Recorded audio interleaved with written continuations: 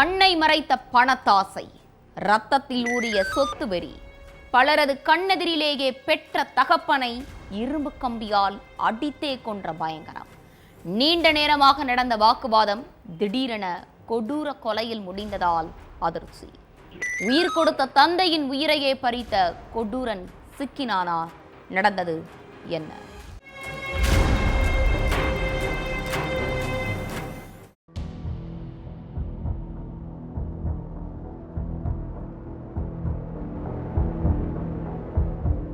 சட்டை ஃபுல்லா ரத்தம், கையில ரத்த கரை படிஞ்ச இரும்பு கம்பியோட போலீஸ் ஸ்டேஷனுக்கு வந்திருக்காரு 32 வயசு மதிக்கத்தக்க ஒருத்தர். என்ன நடந்துச்சு, ஏன் இந்த கோலத்துல வந்திருக்கீங்கன்னு போலீஸ்காரங்க கேட்டிருக்காங்க. அப்போ அவர் சொன்ன விஷயத்தை கேட்டு ஸ்டேஷன்ல இருந்த எல்லாருமே ஒரு நிமிஷம் ஆடி போயிட்டாங்க.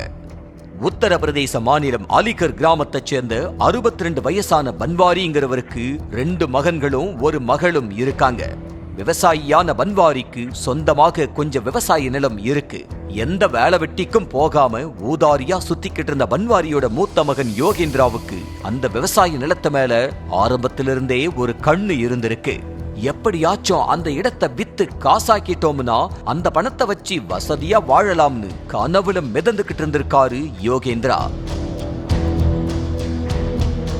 ஆனா மகன் யோகேந்திராவோட ஆசைக்கும் விருப்பத்துக்கும் அவரோட பெற்றோர் முட்டுக்கட்டை போட்டிருக்காங்க. இருக்கிற அந்த ஒரு இடத்தையும் வித்துட்டா நாளைக்கு நமக்குன்னு சொந்தமா எதுவுமே இருக்காதுன்னு, அதனால எந்த காரணத்துக்காகவும் நிலத்தை விற்க கூடாதுன்னு ஒழுங்கா ஏதாச்சும் வேலைக்கு போய் சம்பாதிக்க பாருன்னு திட்டவட்டமாக சொல்லி இருக்காங்க. இது யோகேந்திராவுக்கு கடும் கோபத்தை ஏற்படுத்தி இருக்கு. ஆனா பெத்தவங்களை மீறி யோகேந்திராவால எதுவுமே பண்ண முடியல. ஏன்னா அந்த மொத்த இடமும் தந்தை பன்வாரி பேர்ல தான் இருக்கு. அதனால கடந்த சில மாதங்களாகவே சொத்தை வித்து பணத்தை தர சொல்லி தாய் தந்தை கிட்ட யோகேந்திரா பிரச்சனை பண்ணிக்கிட்டே இருந்திருக்கான். இப்படியே தினமும் பிரச்சனையா போய்கிட்டு இருந்ததுனால வேற வழியே இல்லாம இடத்தை மகன் பேர்ல எழுதி கொடுக்கிறதுக்கு பன்வாரி ஓகே சொல்லி இருக்காரு.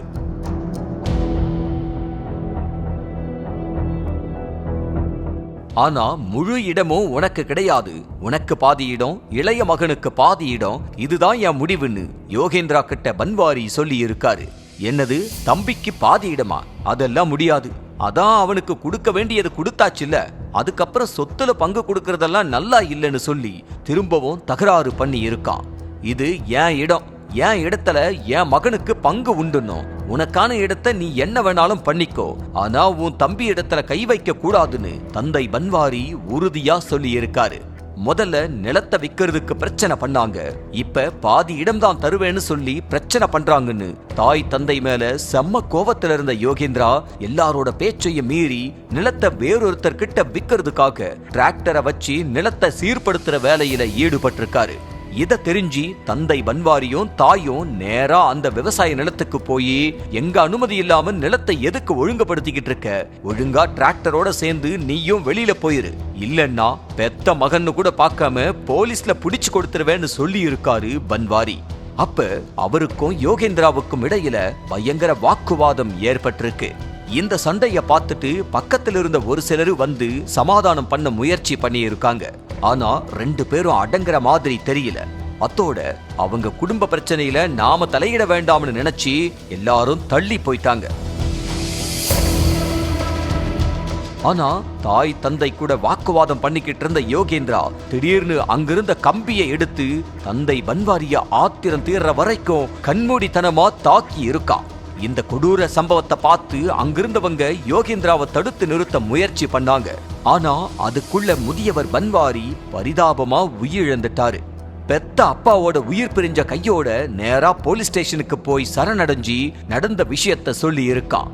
அதுக்கப்புறம் சம்பவம் நடந்த இடத்துக்கு போன போலீஸ் பன்வாரியோட சடலத்தை மீட்டு பிரேத பரிசோதனைக்கு அனுப்பி வச்சாங்க.